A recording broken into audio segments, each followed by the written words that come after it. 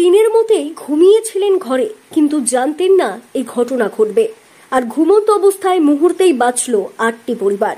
চোখের নিমেষেই ঘটনা ঘটবে তাও বুঝে উঠতে পারেননি পরিবারগুলো।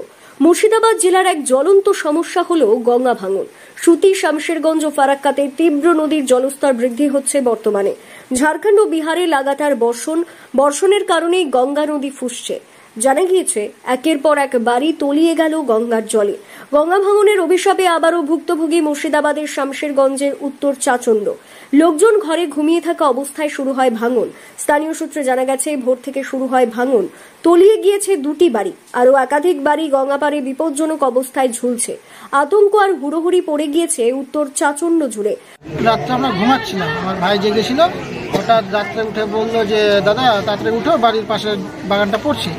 তো উঠে গিয়ে বাইরে বেরিয়ে দেখলাম যে বাগানের সঙ্গে সঙ্গে আমাদের বাড়ির দিকে ভাঙতে ভাঙতে চলে আসছে। আমরা তাড়াতাড়ি করে বেরোলাম। তো 2-3টে ঘরের জিনিসপত্র বের করতে পারিনি, সব পড়ে গেছে। একটা গরু পড়ে গেছে, একটা গরু কোনো রকমে তোলা হয়েছে, আর একটা গরু চলে গেছে।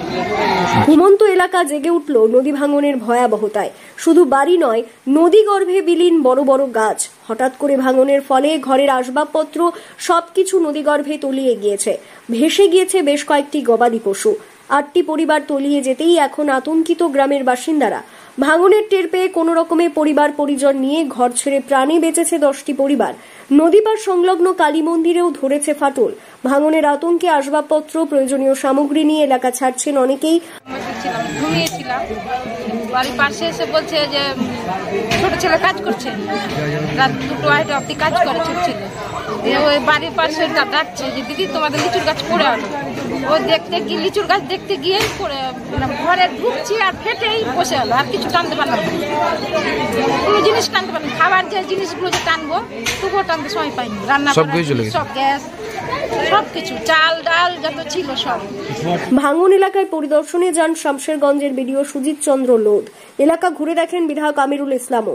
জরুরি ভিত্তিতে বাসিন্দাদের খাওয়ার বন্দোবস্ত করা হয় প্রশাসনের পক্ষ থেকে। শামশেরগঞ্জের বিধায়ক আমিরুল ইসলাম জানান, দীর্ঘদিনের সমস্যা গঙ্গা ভাঙন প্রতিরোধের কাজ হয়েছিল। ভাঙনের কোনো লক্ষণ দেখা দেয়নি, কিন্তু রাত থেকে ভাঙন শুরু হয়। সেচ দপ্তরের সঙ্গে কথা বলে দ্রুত ভাঙন প্রতিরোধের কাজের দাবি জানানো হয়েছে। বহু গ্রাম এই গঙ্গা ভাঙনে নিশ্চিহ্ন হয়েছে, বহু মৌজা নিশ্চিহ্ন হয়ে গেছে, বহু ঘরবাড়ি নিশ্চিহ্ন হয়েছে। ধর্মস্থান, শিক্ষা প্রতিষ্ঠান, মন্দির, মসজিদ নষ্ট হয়েছে, তলিয়ে গেছে গঙ্গায়। চাষের জমি নষ্ট হয়েছে, বাগান নষ্ট হয়েছে, ঘরবাড়ি তলিয়ে গেছে। বহু মানুষ গৃহহীন হয়েছে।